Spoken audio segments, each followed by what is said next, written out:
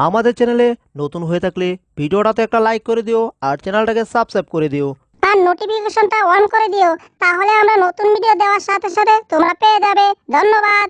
একটা ইঁদুরের হাতে আমি মায়ের খেয়েছি, আমার মান সম্মান আর রইলো না। এখন আমার প্রচুর রাগ হচ্ছে, মন চাচ্ছে সামনে যাই পাই তাই কাটি, কিন্তু যা তা কাটতে গেলে আবার আমার মায়ের খেতে হবে। এই জন্য আমি জঙ্গলের এই জুপড়া জাপড়া গাছটাকে কেটে টুকরো টুকরো করে আমার শরীরের রাগটাকে আমি কন্ট্রোলে আনার চেষ্টা করতেছি, কিন্তু না, রাগ কন্ট্রোলে আসছে না মনে হয়। আমি তো এটা কেটে টুকরো টুকরো করেই ফেলেছি। আমি পেরেছি, একটা গাছকে আমি কেটে টুকরো টুকরো করে ফেলেছি। আমার শরীরে অনেক শক্তি আছে। এই রে, শক্তি দেখাতে গিয়ে এই বাড়ির মালিকের এই গাছটা প্রিয় ছিল, আর প্রিয় গাছটাকে আমি কেটে ফেলেছি। এবার তো মালিক আমার সাথে শক্তি দেখাবে। হায় হায়, এবার আমার কি হবে? এই বাড়ির মালিককে আমি এখন কি জবাব দেব?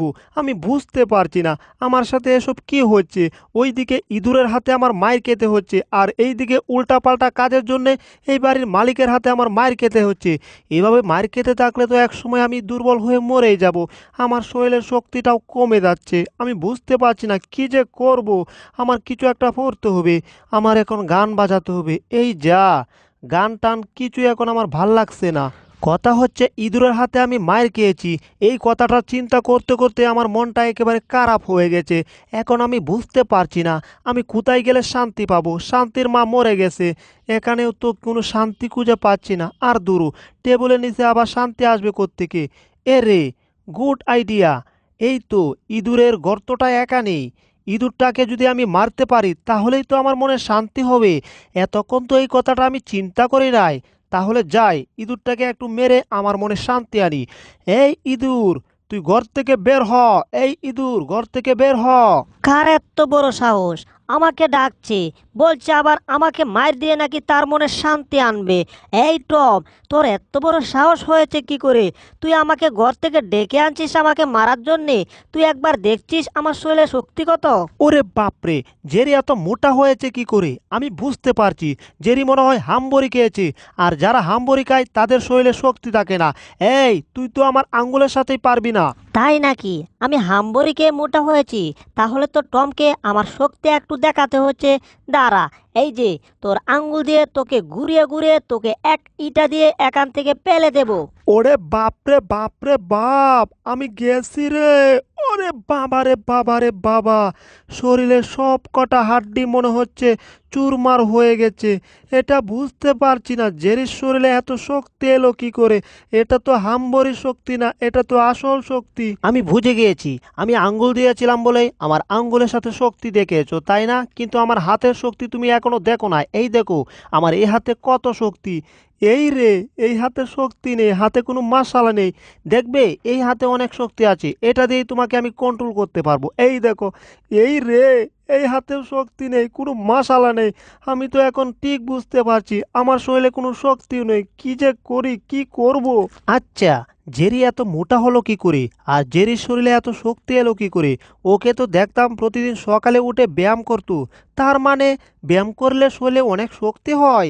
আমি বুদ্ধি পেয়ে গেছি, আজ থেকে আমি ব্যায়াম করব সকালে উঠে উঠে। এজন্য আমি এবার কিছু পাথর নিয়ে আসছি। এই পাথর দিয়ে আমি প্রথম শুরু করতে যাচ্ছি। আমি জেরির মতো ছোট পাথর দিয়ে ব্যায়াম করব না, আমি বড় পাথর দিয়ে ব্যায়াম করব। এটাকে টেনে বাসাবো। ও, ওরে বাবারে বাবারে বাবা, পাথর বাসাবো তো দূরের কথা, পাথরটাকে একটু নাড়াতেই পারে নাই। আমি বুঝতে পারছি এই ব্যায়াম দিয়ে আমার হবে না, আমার অন্য কিছু করতে হবে। ব্যায়াম ট্যায়াম আমার দ্বারা হবে না। আমি ছোট ছোট প্রাণীর সাথে শক্তি পরীক্ষা করব। ওদের কাছ থেকে যদি জিততে পারি তাহলে আমি নিজেকে বলতে পারবো আমি শক্তিশালী। আসো, তোমার সাথে আমি কুস্তি ধরি। ওরে বাপরে বাপরে বাপ, এই ছোট প্রাণীটাও আমাকে আছাড় মেরে একেবারে শরীরে হাড়গুড়গুলা ভেঙে দিয়ে চলে গিয়েছে। আমি বুঝে গিয়েছি ব্যায়াম না করলে শরীরে শক্তি হয় না। এজন্যই আমি এখন প্রতিদিন সকালেই ঘুম থেকে উঠে পড়ি, আর উঠে উঠে আমি ব্যায়াম করি। আর এভাবে ব্যায়াম করতে করতে এখন আগের চেয়ে আমার শরীরে অনেক শক্তি বেড়ে গিয়েছে। এই জন্যই তো দেখুন কত বড় টায়ারটাকে আমি উল্টাতে পারি। আমার শরীর কুঁজি পাচ্ছে না। আমার আরও শক্তির প্রমাণ দেখুন আপনারা। আমি এখন বুলডগ আর বুলডগের গর্ষ উপরে বাসাতে পারি নামাতে পারি। আর আগে আমি বুলডগের একটা চরকে 100 গজ দূরে গিয়ে পড়তাম, আর এখন চরকে পড়ব দূরের কথা।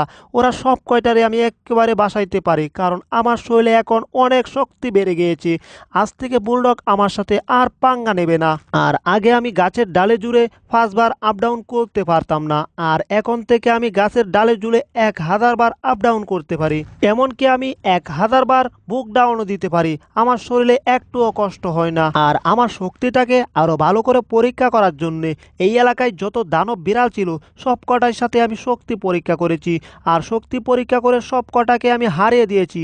আর হারিয়ে দিয়ে সব কয়টাকে আমি এক জায়গায় দলা করেছি। এই যে দেখুন, এটা হচ্ছে আমার জ্বলন্ত প্রমাণ। আজ থেকে আমার সাথে আর কেউ পাঙ্গা নেবে না। এবার হচ্ছে ইঁদুরের পালা। ইঁদুরের ঘরে ইঁদুর, তুই আমাকে কত বানাইছস বাদর, আজকে তোর দেখ কি করি আমি। ইঁদুরের হাতে মার খাওয়ার পরে 1 মাস বাড়ির বাহিরে ছিলাম। 1 মাস পরে আমি বাড়িতে আসছি ইঁদুরটাকে সাইজ করার জন্যে। এই যে ইঁদুর, তুমি ঘর থেকে বের হও।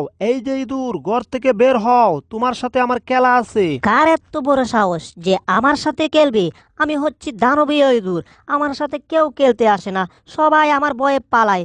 কি রে, এটা আমি কি দেখছি? ওরে সর্বনাশ! এটা আমি বাস্তব দেখছি না মিথ্যা দেখছি? আরে না, এটা তো বাস্তব দেখছি। টম বডি বিল্ডার হয়ে গেল কি করে? হায় হায়, এবার টমের সাথে আমি পারবো কি করে? কি শোনা, আমাকে ভয় পেয়েছো? ভয় পেলেও ছাড়বো না, কিল দিয়ে তোমাকে আমি চ্যাপ্টা করব। ঠিক এভাবেই তুমিও আমাকে চ্যাপ্টা করেছিলে। আমার চ্যাপ্টার প্রতিশোধ আমি নিয়ে নিয়েছি। অন্য সময় দরকার পড়লে আবার আসবো। আজকের মতো গিয়ে আমি একটু বিশ্রাম করি। ওরে বাপরে বাপ! এক ঘুষি দিয়ে আমাকে একেবারে চিতই পিঠা বানিয়ে দিয়েছে। কিন্তু না, আমার নাম হচ্ছে জেরি, আমি এত সহজে হার মানতে রাজি না। আমি আগের মতো হয়ে গেছি। এই যে টম, দাঁড়াও, চলে যাচ্ছ কেন? আমার নাম হচ্ছে মাই নেম ইজ জেরি। যে আমার সাথে পাঙ্গা নেই তার জীবনটাকে করে দেয় আমি তেরবেরি। এই জন্যে আমি তোমাকে এক ঘুষি দিয়ে মাটির 20 হাত নিচে কুঁতে দিয়েছি, বুঝলে টম? আর কোনোদিন তুমি আমার সাথে লাগতে আসবে না। তোমার মতো হাম্বরি কাউরা বডি বিল্ডার আমার সাথে কোনোদিন পারবে না, বুঝলে? বুঝবো আর কি করে? এত জোরে মাথায় মারলে কি আর মাথা ঠিক মতো কাজ করে? মাথাটা তো এখন আমার বন ভন করে ঘুরছে, বন ভন করে ঘুরছে। কিন্তু মানসম্মত তো আমার আবার গেল। ইঁদুরটা আবার আমাকে মার দিয়ে 10 হাত নিচে কুঁতে ফেলেছে। এর চরম প্রতিশোধ নিতে হবে আমার, আমিও ছাড়বো না। ভজ্জার টমটাকে আরো ভালো করে শিক্ষা দিতে হবে।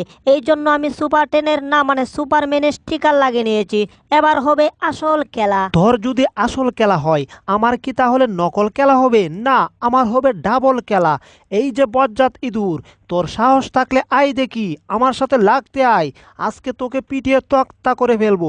তোর কাছে জীবনে আমি অনেক মায়ের খেয়েছি। তোর জন্য ডাকাতিও করতে পারি না, চুরিও করতে পারি না, সব কানে গিয়ে তোর হাতে মায়ের খায়। আজকে তোর একদিন আমার জয় দিন লাগে। এবার রাউন্ড অন। তোর রাউন্ডের গোষ্ঠী কেলায় আয় দেখি তোর কেমন পাওয়ার আছে। এই তো, তোর লেজ দিয়ে ঘুরিয়ে ঘুরিয়ে তোকে বগার পার করে দেবো। ইয়াহু, যা এবার। ওরে বাপরে বাপরে বাপ, আমাকে এক ইটা দিয়ে একেবারে বগার পার করে দিচ্ছিল। না, আমি বগার পার হব না, আমি আবার ব্যাকে চলে আসছি। এই পুচকি দূর, আজকে তোর একদিন আমার জয় দিন লাগে। তুই কি ভেবেছিস আমি পালাবো? কখনোই না। আমি একটু তোর সাথে ভাব নিয়েছিলাম। আজকে তোর একদিন আমার জয় দিন লাগে। বল, আর জীবনে কখনো আমার সাথে লাগতে আসবি? এবার দেখ তোর কেমন লাগে। এই যা, আমি পড়ে গিয়েছিলাম।